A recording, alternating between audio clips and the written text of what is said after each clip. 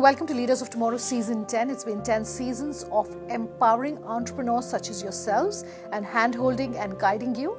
I'm Sunanda Jayaseel, and on the show tonight, we are bringing you highlights of our panel discussion that we did in Ahmedabad as part of our Townhall series, a pan-India roadshow that we do to connect better with entrepreneurs like yourself. In this panel discussion, my colleague Pooja Jain spoke about family businesses and the lessons that Ahmedabad and Gujarat have to offer for India's small businesses. On the show tonight, Piruz Khambatta, Chairman and Managing Director of Rasna, Deval Soparkar, owner Ashiyana Infrastructures. Listening.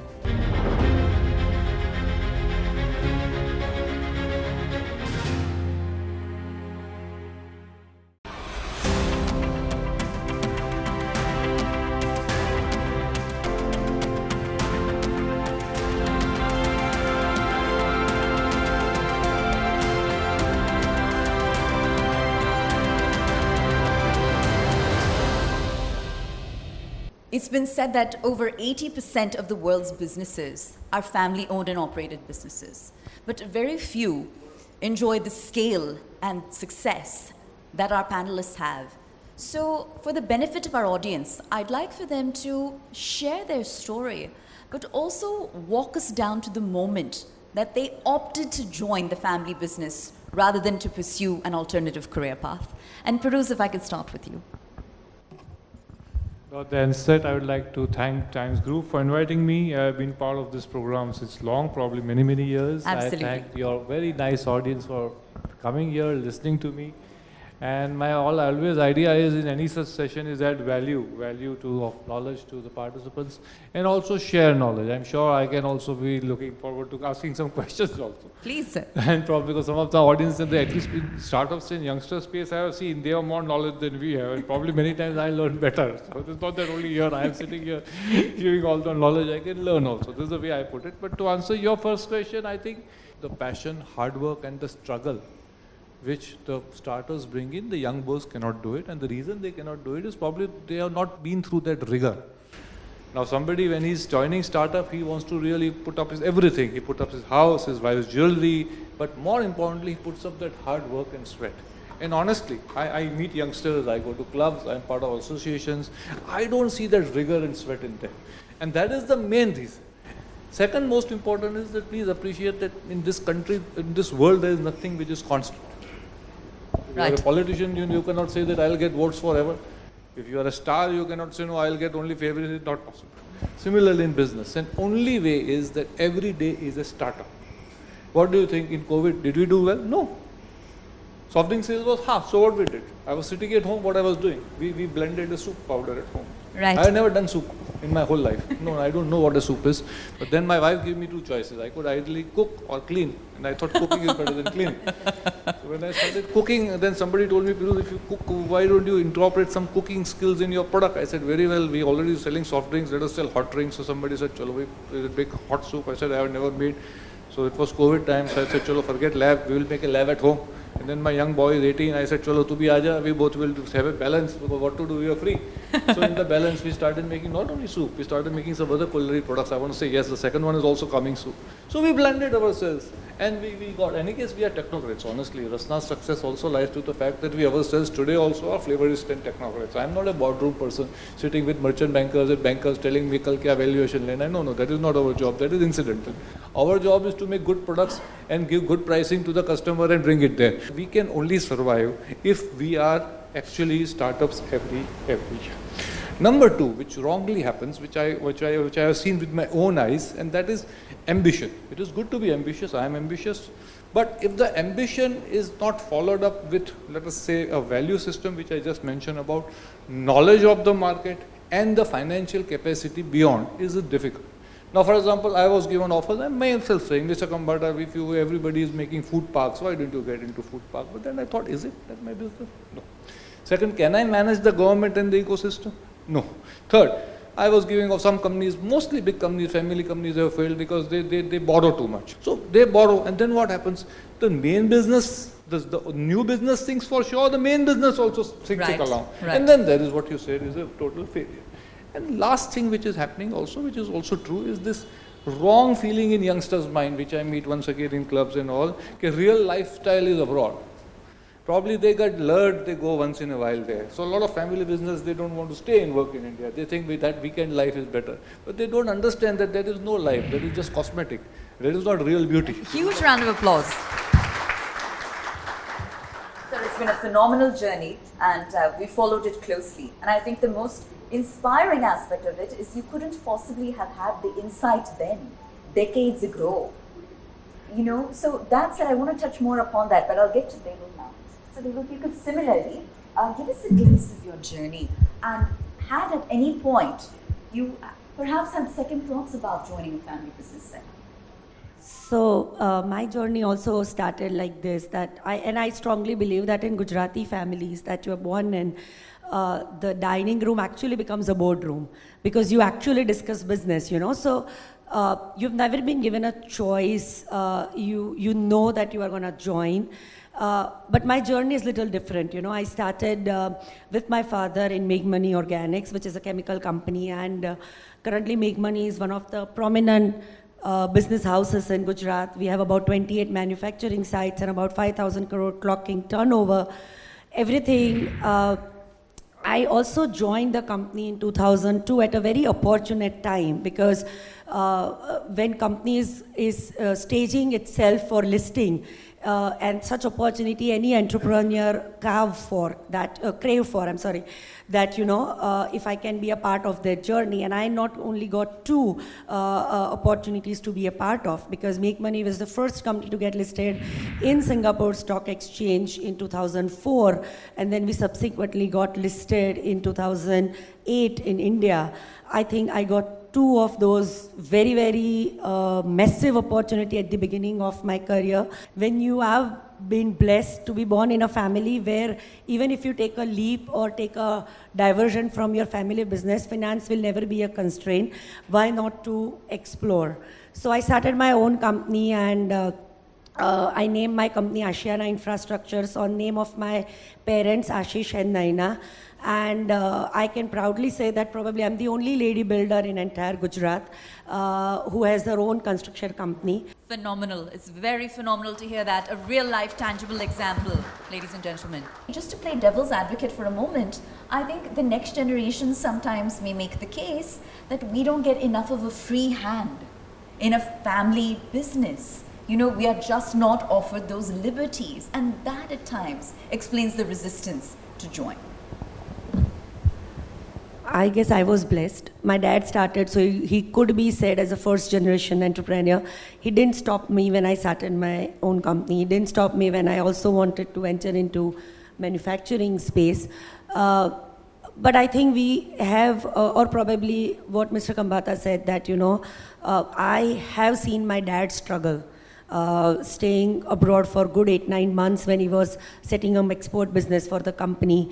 I have seen him missing major milestone, probably my birthdays or Diwali and all, because there was some or the other exhibition and shows happening. So somewhere down the line you have inculcated that and believe that you have to work hard to achieve that. And fancy lifestyle, yes, it's good to have, but if you are making little above money, India is the best lifestyles to offer, and the gratitude and, you know, the family connect and the personal connect that you can see is amazing here.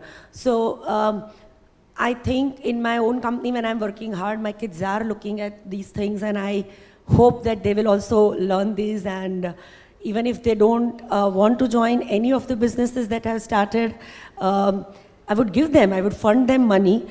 If their business is, God forbid, doesn't work, they will come back with a lesson. If it is flourish, it will adds up to the family wealth. So I look at it both way. In both way, it is win-win. So it is good to give them that free hand, let them experience their life, let them experience their failures and successes. Both way, I as a parent winning, I feel that. Phenomenal. Yes. Yeah, I think that deserves a round of applause, please. And, you know, Piruz, I think that conflict of opinion within a family business can obviously be catastrophic, because, you know, any sort of physical or emotional or a financial distress can bring a family business to a grinding halt. How have you navigated this challenge, in your own personal and professional journey? What I see in joint big families, I think now a lot of people are following this, but it is always better that the patriarchal family or the main man sets up the different things in the beginning only. Right. So, okay, this fellow will do this, this is this. It is better to allocate. That will ensure. And second, I somehow believe that when youngsters come, they come with their own ambitions and ideas. And I think parents, and in fact, as I told you, I have got 4 children, 2 are just entering, and I have told them very clearly that they can do what they want. Of course, they can take my guidance, but then we have to leave the choices to them. Otherwise, they will not learn also. And right. The biggest success comes from failures only. So I think my understanding is that if they are allowed to do what they are doing, then it's fine. That might be a failure, but that is good. They will learn from it. So there is no conflict in that, in my opinion. Well, Deval, I'd love your take here because, on the one hand, one perception could be that family founders or, family business professionals have a heightened appetite for risk, or are you of the opposite view that because there's always the family to fall back on, they either have a heightened opinion or are they inherently more risk averse given the set of expectations that come from succeeding in a family business enterprise? I think it's very, very individual, but of course you carry a big burden when you belong to a certain family, and you always feel deep down that what if I fail, how will I be looked upon in the society, especially, the industry or a business society is a very small society at the top where people are watching you. So what aspect of that you want to carry, because you don't have finance crunch, back of the mind, you don't have to worry like how my father used to worry back then about probably electricity bills or labor bills. You don't have to worry about those things. Those stress have been taken away. There's a good network for you to fall back on, take advices. So I think with increased stress about your own performance, a lot of other petty stress related business is taken off. So I think the chances of failures are less unless you inherently goof up or carried away or do something which is not required to do in your business, or you yourself become out of focus. We'll slip into a short break on that note. We'll be back in just a moment. Just stay tuned.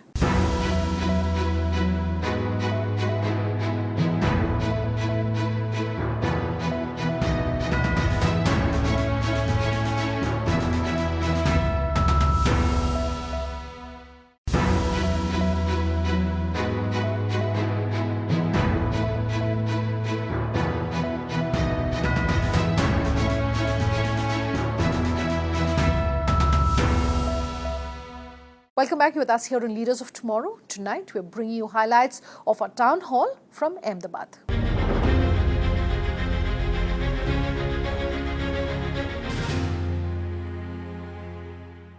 Well, Piruz, look, I think the prevailing perception is that the overwhelming majority of family businesses are, small and medium enterprises. And you've obviously shattered that myth. And not only that, if we look at Ahmedabad, and Ahmedabad's GDP is, I think, valued at upwards of 80 billion, Ahmedabad alone. What slice of that pie do these hugely successful family businesses, like for example, a Nirma or a Zydus or a Wagh Bakri, enjoy? What sort of a driver are they for the city's larger economy? I fully agree with you. In fact, if you also, as I told somebody, that if you are new to stock market, it is better to stick to Gujarati owned and Parsi owned and Marwadi owned companies. All right. They somehow have this touch how to make money. So if you expand that Gujarati owned companies outside Gujarat, then this whatever GDP you're talking would have been more than that. All also. the more. If you ask me honestly, the knowledge of the market, the value system, the financial acumen is much higher, I somehow believe. And because it runs in the blood. Or what they call, somebody say runs in the water also, somebody says the Sabarmati water, but whatever. I think that has been definitely a positive for Gujarat, I would say. Well, Deval, I want to bring up a contrasting point here because look, say there's a family business setup and you have those non-family member employees, right? A lot of time their gripe is that, look, there is such incredible pressure to hire and to promote from within the family structure that it's no longer a meritocracy for those non-family employees. How have you tried to sort of navigate that and resurrect that trend within your own operation? I guess when people join Gujarati business, they know that boss no chokro will take over. So But having said that, yeah, there is a practice and all. And I was, in fact, was talking to one of our CEOs back then in 2010, and I distinctly remember when my brother was joining at that time, and we were putting up a mega expansion in Dahej. So I told him, because I was already in the business by then, so I told him that, I'm sending my brother over there, he will stay there, and you just train him and, make him powerful enough to run this major expansion. And it is also a diversification that we were doing at that time. He said to me one thing, that he's lion's son, so I cannot train him. Lion is already trained only. So they are like cubs, but eventually they will become lion. So that was his reply to me. Even though we sent him, he got a training for 6 months under him, and he was the CEO, he's still our CEO of that plant. But I remember, and I personally feel that certain things, as I earlier also said, that your dining table is your board meeting, and you have seen, discussed, just like how you discuss basic thing, you discuss these things, and that becomes part of your DNA. You talk about it, you understand the risk, you understand the business, and you believe that this is what you're going to do in life. So you're prepared much earlier than other people. Phenomenal. So a question back to you now, Piruz. In your interactions with your own children, and you've got 4 of them, how do you sort of navigate their expectations vis-a-vis what you've built over the years? And what's the exercise like of finding the common ground and yet inviting, differing opinions to help the business grow to the next level? Good question, but I will also answer the first question, because I believe there is that. Please. I don't believe fully that because you are my son or I am somebody's son, I will straight away become CEO, and that is not the way to do. And I will give you my own example. I probably worked up from the bottom, including in a plant where I was 25 kilo of jerry cans I was lifting and putting also. So you were 18 at the time. And also I went into the market as with a, so I don't think my father says, kal se tomorrow CEO, nothing. And I believe if you do it, then that whole respect is lost. Right. If I have to command, ultimately a CEO or MD has to command the respect of his fellow men, otherwise he can never be a leader. That is for any leader, the army general or something. Just imagine somebody just put somebody in the army, what is the respect? Right. So I think I honestly believe that you have to work up the ladder. And family businesses, you asked a question, probably didn't answer, forgot to answer, which rely only on family for professionalism is not correct. It can be family owned, but we have to have professionally run businesses. That is very important. So we can be shareholders, we can ask questions in board meetings, we can have an oversight, but I definitely believe that marketing, sales, purchase, finance the company has to be run by the best of professionals, and by the grace of God we are lucky. If somebody says everything in Rasna has happened because of me or my father, it is not true. We had probably the best professionals that time also, and now also are running the business, and I salute them and their hard work for the company. And honestly, and they are the professionals who are running. It is not true, okay, I and my children and my family, we are not a family run. We are a professional led business, and many people, in fact, I don't even interact, they do their own job. Many factories I don't even go, they do their own job. Now coming to your question, how, because I am still lucky, my children are still younger, but if at all, of course, and I am quite open about it, this is a very individual question, but I am still open. I somehow believe that you cannot tell, there is no entrepreneurship if you tell somebody what to do. Right. If I tell you, okay, yeah, you have to sell this water, put my label, put natural flavor and sell, then there is no entrepreneurship, because then you are doing what I have told you to do. So real entrepreneurship is that they learn and then do what they want to do. And luckily, as I said, every time has a time. Now is one good time which I have seen. Funding for startups have become, I believe, comparatively much easier. Means I was just in that Tycoon the other day, and people are waiting to be funded. In fact, people with 2 and 3 crore rupee turnovers are expecting 100, some 10 crores, 20 crores to, like evaluation. And good people from colleges, I am told, because I am part of some other education institutes also on the board, youngsters are getting offers not for employment, for funding. You have this idea, we are ready to put 5 crores, you don't need to put nothing. You please, this is it. Can you imagine? So that's why the youngsters are not, they are interested in this. So I believe it's a lovely We forget because we are only concentrating on family businesses. I think that is not the right thing. We should also concentrate on the fact that today youngsters, even without family background, if they have a good idea and a good technology, money is behind that idea and technology. And I would encourage my children, and I'm sure all family people should encourage their children to look at these ideas. Okay, but you forget, I will not give you money, I will not give you any idea. You give an idea, get external funding and grow your business. Because that is the best way to grow, in my opinion, personal opinion. I will encourage my children, I am sure other institutions should encourage their children. Let them not, let there be a level playing field. Let them be like any youngster getting out of a college, in my opinion, personal opinion. So very, very well said. You put it beautifully. And I want to touch on a point you mentioned as I come to Deval here, because, Piruz just mentioned even family businesses need to be professionally run. And one of the common criticisms that surrounds family businesses is because they're inherently perhaps more casual or informal. You see a lack of formal documentation, or you'll see a lack of formal policies, or perhaps, a lack of well-defined strategies and goals for the enterprise. How might someone in that position essentially kind of turn the corner on that trend and resurrect that perception? See, Make Money is a very unique company because it's a family-owned company, but we are partners, and the partners are not from the family. So itself is a challenge, because then you want to make sure that the information is transparent, communication is transparent, because when two brothers are partners, it is a different equation than having another family as a partner. And the business sustained since 1976 to till date. I think so.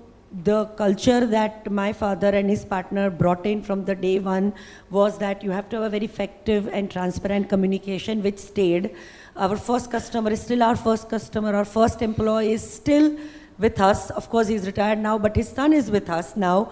So I think it speaks a volume that even though it's a family company, professionally run, but with a family culture and value. So we treat our employees also as our family. Excellent.